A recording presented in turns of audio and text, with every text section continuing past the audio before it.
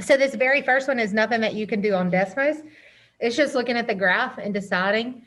And on this one, two of them are very cut and dry, and two of them are kind of maybe you'd get wrong. Okay.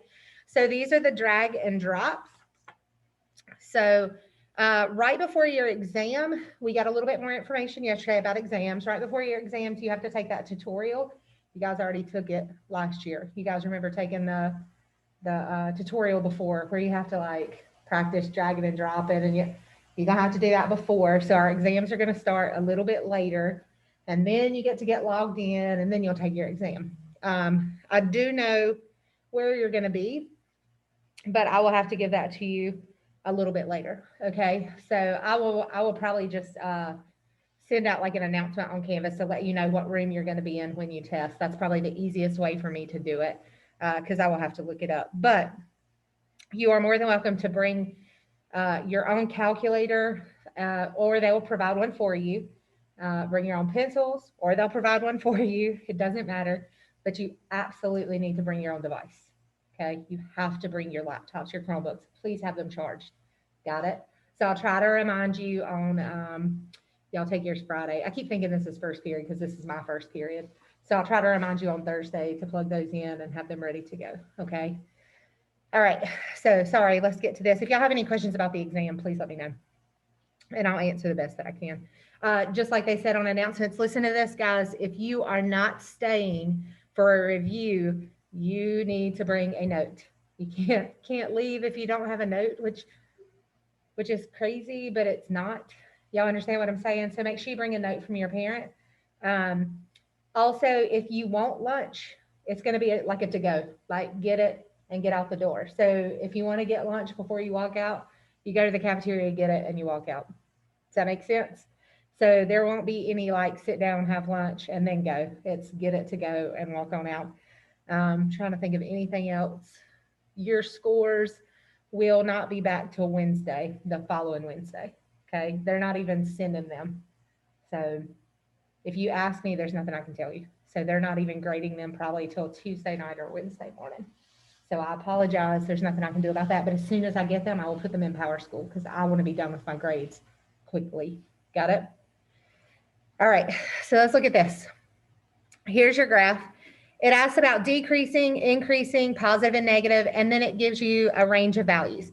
So the first one that it gives you is -4 to -1. And notice that some have parentheses and some have brackets. So that's important. So make sure you watch that. -4 to -1. If I go up here, this is -4 to -1. If you look, it's a mountain, which means it's increasing and decreasing at the same time. So it cannot be either one of these. Y'all understand that? Because it's both. It can't go in both. So it's either positive or negative. What does that mean? Positive is above the x-axis. Negative is below the x-axis. So what is it? Is it positive or is it negative? Positive. So I'm going to put that there. So you would drag that into there. That's it. All right. So then we're going to look at -2, 0, and -2 is included. So I'm going to take these little lines off. And whatever we don't finish, we're just going to do tomorrow. So don't stress out. We might not get through the whole thing today. Just it took us 2 days the last time, right? Yeah. So we're fine. This is what we'll do tomorrow as well. So we're looking at what do we got? 16 to 30, just a few. When we get to our 40 minutes, we'll stop. It's good to go. All right. So then -2 to 0. Here's -2 to 0. What's happening there? Is it decreasing, increasing, or completely below the x-axis? What's it doing from here to here?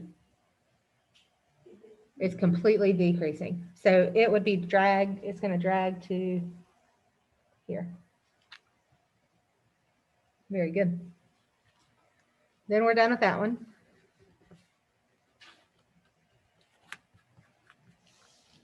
And then I'm going to go to the next one, 0, 2. So 0 is the y-axis and 2 is here.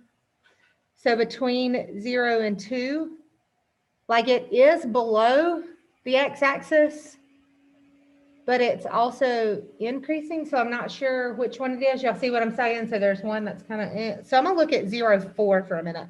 So I'm gonna erase this for a second and I'm gonna look at 0, 4. What's the difference between the 0, 4? What does it actually do? Is it completely increasing or completely below the x-axis? Completely increasing. Completely increasing. So this is the 0, 4. So that's where they try to trick you. So then our other one, 0, 2, would just be negative because it is all below. Okay, so yes, it was increasing, but it was all below. All right, so the next one can actually go in Desmos, and I didn't know how to do this, so I looked it up. I'm not a Desmos fan, but I mean, I kind of like it right now. So I might be teaching more Desmos next semester. So thank y'all for helping me teach Desmos. I'm gonna switch it. Okay, I'm gonna read it first. Sorry, a function is shown below, 4x cubed minus 5x squared minus 23x plus 6. What is the distance to the nearest hundredth of a unit between the two zeros? What are zeros?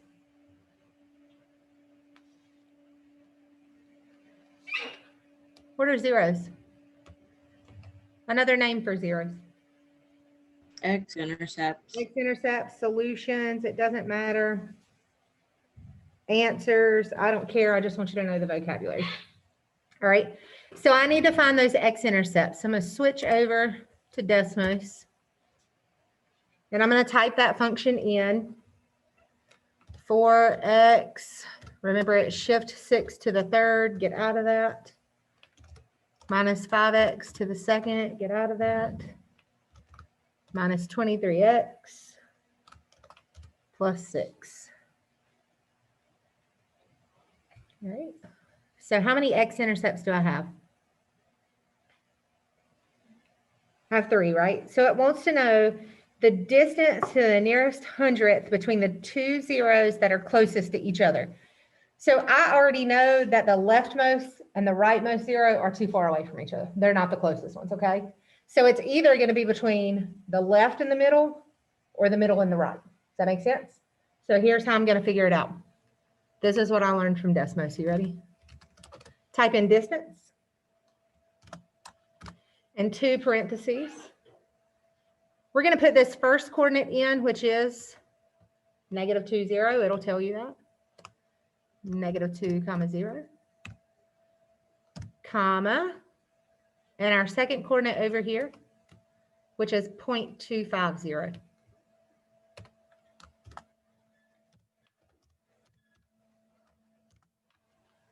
And check this out. It tells me my distance. Got it? Now I'm going to do the middle to the other side. I can copy and paste because I'm lazy. And I don't want -2, 0. I want 3, 0. Doesn't matter what order you put them in.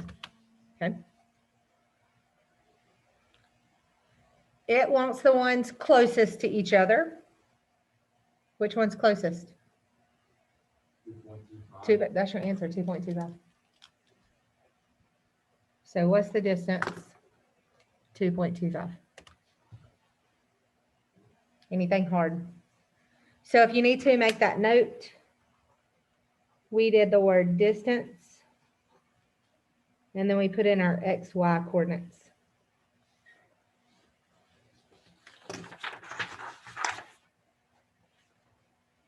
All right. Any questions on number 17? Everybody good? If you do it by hand, you have to use the distance formula. And that distance formula, you either have to use Pythagorean theorem or you have to do a squared, not a squared plus b squared, that's Pythagorean theorem. The square root of y1 minus y2 squared plus x1 minus x2 squared or whatever. So if you had Troy, he taught you that, I know for sure. I teach Pythagorean theorem, I don't teach distance formula. All right. Distance is a math 1. So remember I told you the other day, you guys were listening on Zoom, I said they don't only test math 3, but they test math 1 skills and math 2 skills. So those are math 1 skills that they tested for you. We don't teach distance because you should already know it. Make sense? All right. All right, which function does not have the set of all real numbers as its domain? So that means it stretches completely from the left to the right without any gaps, without any jumps, okay? So here's how we do this. I'm going to show you on Desmos all the graphs so you guys can see them. We want to make sure there are no gaps, no jumps, no nothing. And that's just left to right. 5 to the x minus 3. Does it go forever from the left to the right? Yes or no? We want the one that does not. So this goes all the way to the left. Remember, it doesn't go all the way down. Okay, so this would not be all reals for the range. Okay, does that make sense? But for the domain, left to right, we're okay. All right, so this one's good. So A is not our answer. Then we have to use parentheses, x plus 1. We're going to divide x plus 3. Does this one go all the way left to right? Why does it not? What's that gap called? It is a gap, but what is it specifically called? Y'all remember? It is. It is a vertical asymptote. Good job. It's a vertical asymptote. The reason I keep asking you things is because you're about to go to pre-cal soon. If some of you are going next semester, you're going to have to know what vertical asymptotes are, okay? So right here, I'm going to switch back. This one was good.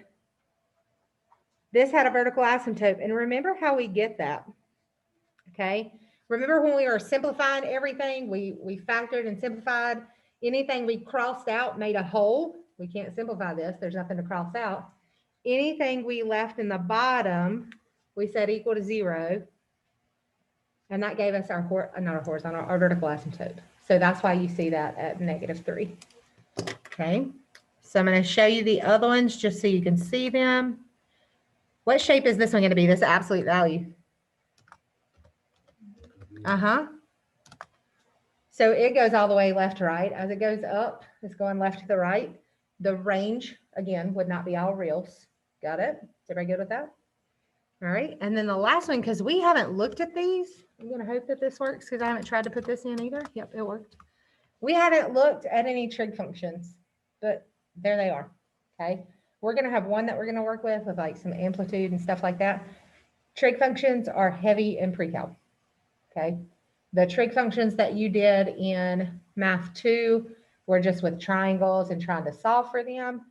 Now, like in Math 2, you're going to work on like graphing them and their identities and things like, in pre-cal, graphing and identities and things. So most of these that you get on your test, you can just plug in and figure it out. Okay. So I don't teach a lot of them because like I said, it's just plugging them into your calculator and looking. So it might be something like, which one has a height of 2?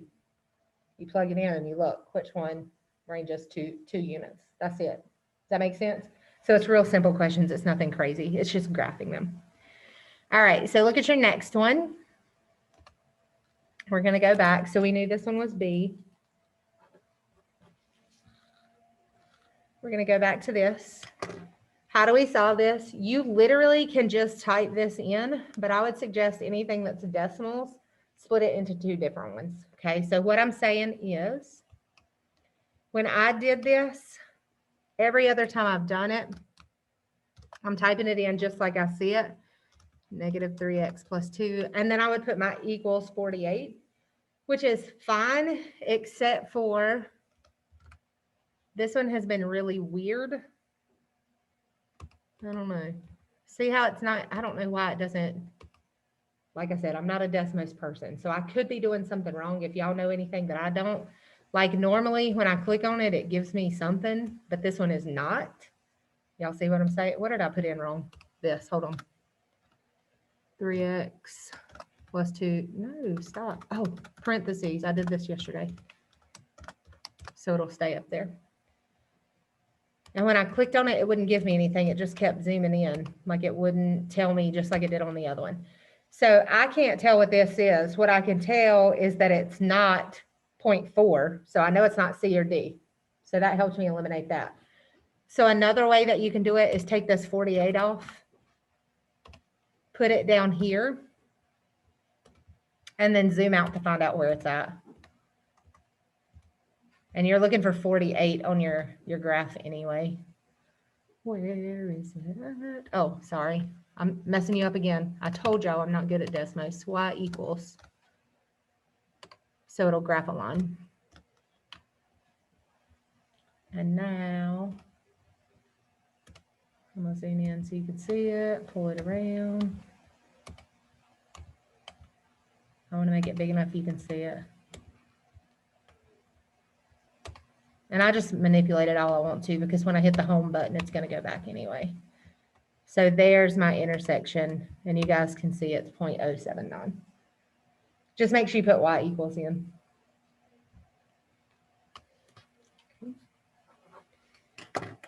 Just so you know, you can do this in a regular calculator, and you've done these multiple times where you put it in y1. So 9 to the negative 3x plus 2, and then 48. I always do zoom fit, and the reason I do zoom fit is so I can see both lines. So you'll see your other line at the top in just a second. Oh, it's at the bottom, just kidding. We'll see if it does it. Second trace intersect. And there it is at the bottom. So you guys know how to do it on both calculators. It doesn't matter. You can switch back and forth between the two. Again, it doesn't matter. You have both of them. All right. So again, you can use second trace intersect, or you can do y equals in Desmos. All right. All right. So this one.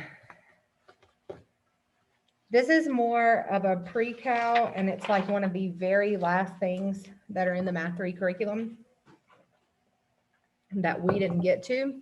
I'm going to hold off on number 20 for right now because I want to print you guys a unit circle, and I haven't done that yet. And then you just have to, it's literally memorizing the unit circle. It's all you have to do. Okay. So I will show you that, and we will go over that in a review, but I don't want to do it right now. Okay. So I'm going to hold off on 20. Good. All right. Also holding off on 21. That's a rough one. That's some trig functions. Everything else is fairly easy. Okay. So look at 22. It says the vertices of a triangle is 0, 0, 6, 6, and 9, 3. What is the volume in cubic units of the figure created by rotating the triangle around y equals x? So what I want to give you are some volume formulas. Another thing that we didn't get to is volume. They're really easy if you know your area formulas. Okay. If you know your area formulas, you're going to be okay. So here are your volume formulas.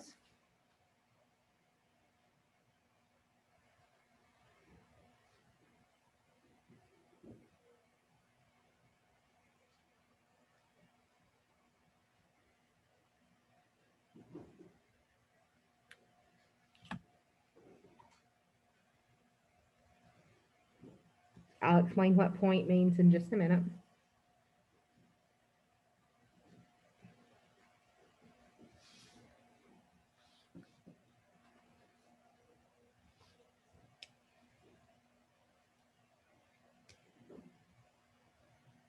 So I'm going to start with these, and then I'll give you your sphere in just a minute. Sphere is the only one that's different.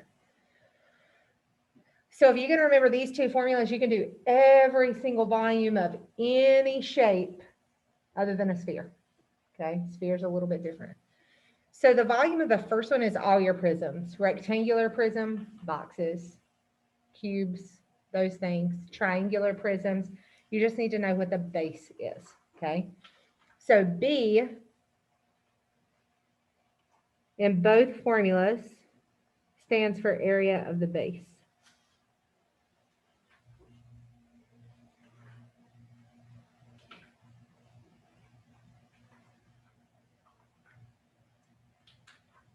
All right. So if we're doing a rectangular prism or a cube,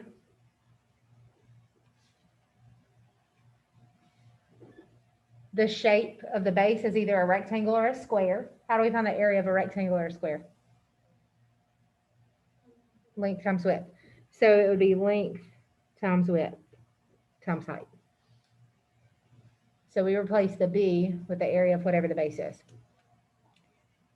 If it's a triangular prism with a triangular base, So that's like, remember when you were in science and you looked at the little prism that did the the rainbow light or whatever? I know that sounds stupid, but that's the only thing I really think about. So a triangular prism like that, your volume is, the base is a triangle. So how do we find area of a triangle? Base times height divided by 2. Yep. Do you have Mr. Troy? Yes. Yes. I do 1/2 base times height, but I know that's how you have Mr. Troy, base times height divided by 2. Either one works. So again, I do 1/2 base times height, but then it's times height of the total figure. If you want to do base times height divided by 2 for just the triangle part, and then the height of the total prism, that is perfectly fine as well. Okay, it's the same formula, guys.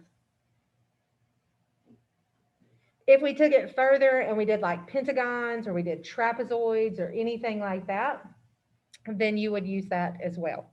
Okay, so we're not going into that. I think we do have a trapezoid in here, so I'm going to hold off on it for just a minute. I can't remember if it's in here or if it's in Math 1. All right. So then volume of points would be like cubes and pyramids. They have points. Does that make sense? So that's the only two that you would do, cubes and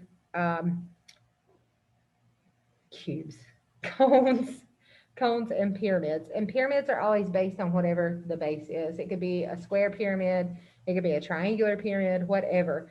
So if it's a cone, which is what we're going to work with in just a second. What's your base of your cone? What's it sit on? What shape? A circle, right? How do you find the area of a circle?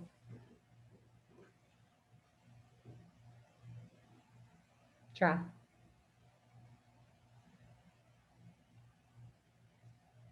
Try. Area of a circle. Pi.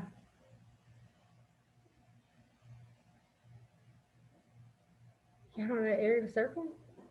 Oh, come on.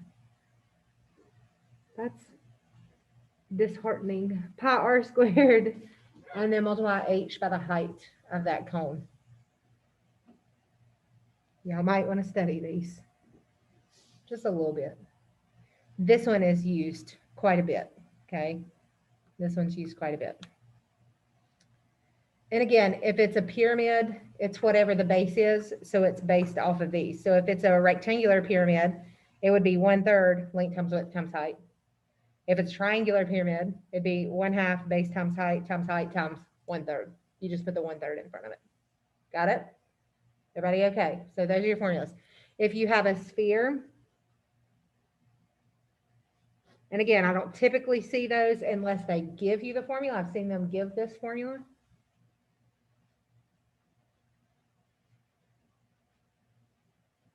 It's almost like the area. So I remember it like the area 4/3 pi r cubed.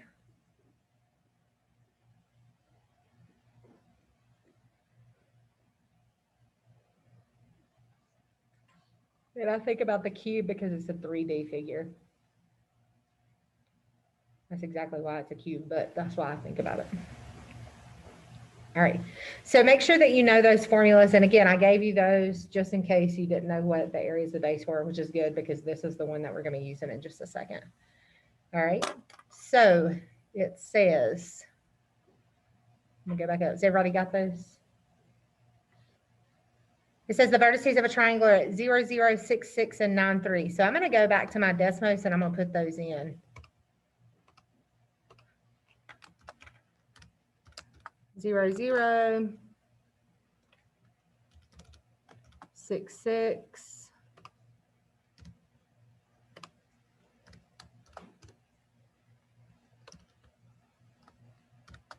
9, 3, and I'm gonna go back home because you can't see them.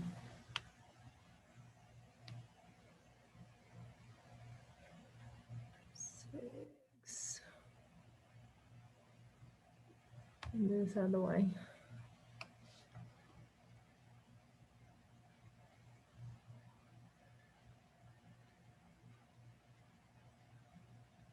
All right, so I can visualize this. I hope that you can. If you look at this, what kind of triangle did we make? Can you see it?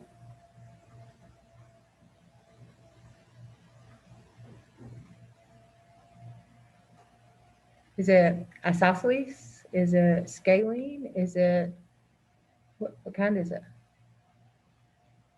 What is it? Scaling. It could be. Specific type of scaling though. What is it?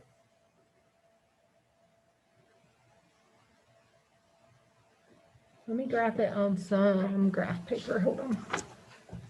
I got some right here. Give me just a minute.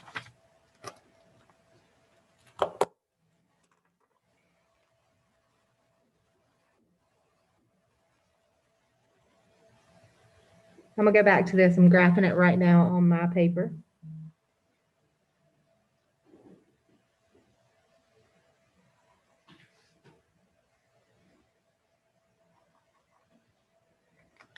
All right, give me just a second. Here it is on my paper.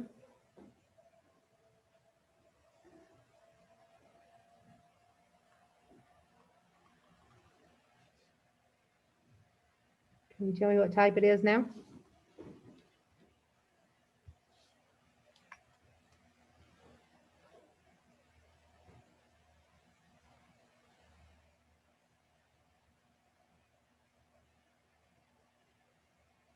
You guys see that it goes up one, over one, up one, over one, up one, and this one goes down one, over one, down one, over one. That makes these lines perpendicular. So what is this? It's a right angle. So I made a right triangle. When I rotate that, it says in cubic units figures by rotating the triangle about y equals x. This is y equals x. When I rotate it, it becomes a cone. Does everybody understand that? Anytime you rotate a triangle, it's going to be a cone, okay? So when I rotate it, this is going to become the circle, so it's going to rotate out. So what is this line going to be? This is going to be the radius. I'm going to find out what that is in a minute, but I'm going to use Desmos to find it out because I'm lazy. What's this line going to be? Remember, our formula is 1/3 pi r squared h. What's this one going to be? The height. And again, I'm going to use Desmos to find both of those. Do you remember how to use Desmos to find the distance or how high? What do we do? What do we type?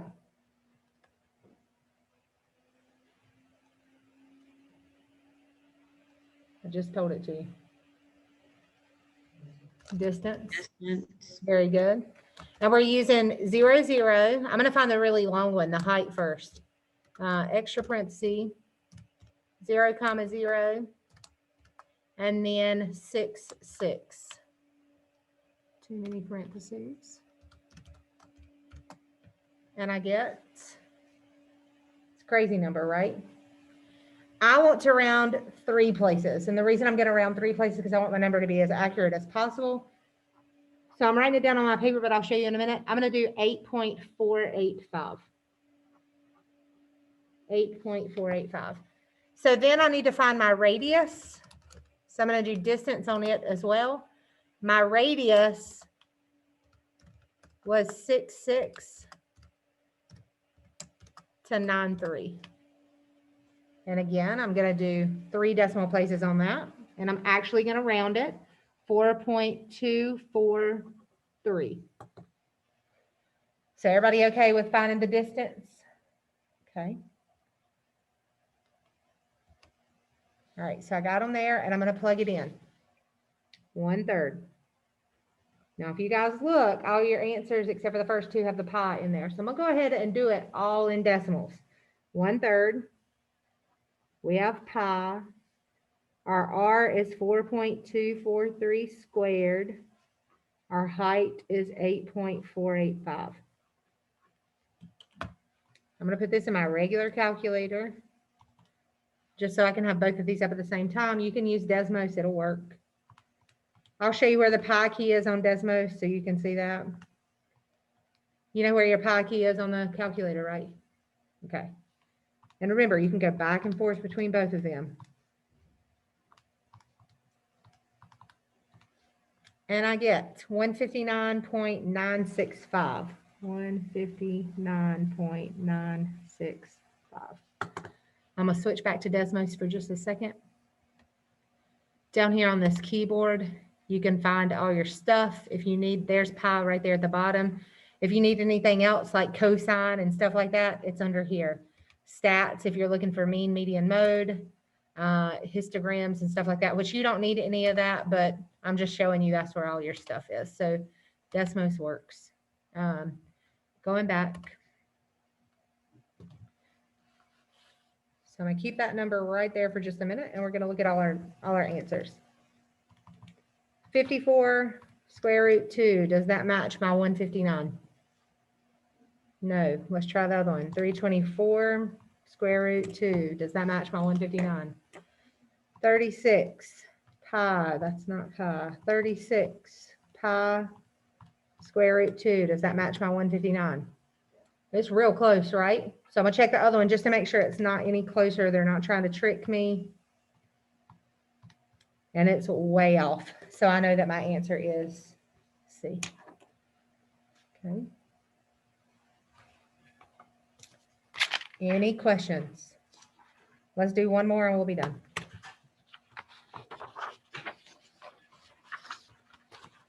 (23) is a math 2 problem. 23 is a math 2 problem. What is a parallelogram?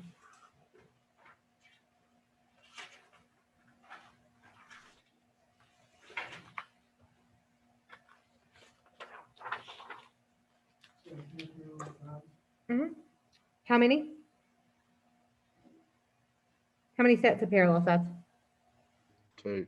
2, yeah. It's just a pushed over rectangle. That's what I call it. We don't have to be technical in here. I know what you're talking about. Okay, so it looks like this. Remember, when we label it, we can start anywhere we want to, but then go in a circle around the parallelogram. Okay, so you should have learned that again in math too. Tell me what you know about a parallelogram. You told me that it has parallel sides. What about angles? Do you know anything about their angles? The two opposite ones are the same. Okay, so they give us M and N, so they don't give us the opposite, but you did tell us that the opposites are the same, so I'm going to mark those. You guys have seen that before. But what about these two, M and N, that they gave us?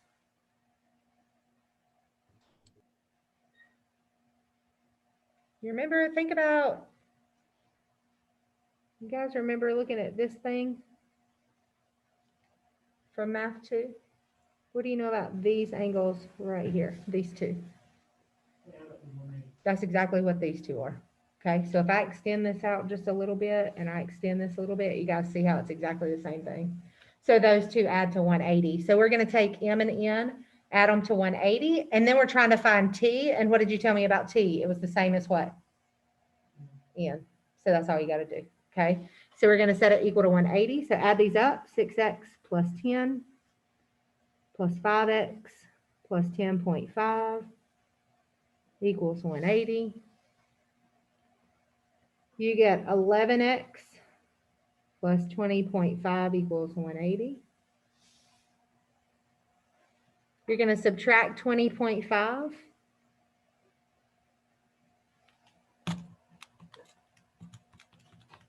And get one, that's not right. Yeah, it is 159.5.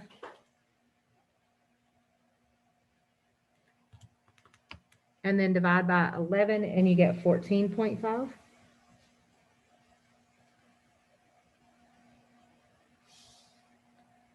So that gives me X, but it didn't ask for X. It asked for angle T. We know that these two are equal. So angle N is equal to angle T. Angle N was 5x plus 10.5. So we're going to plug in 14.5.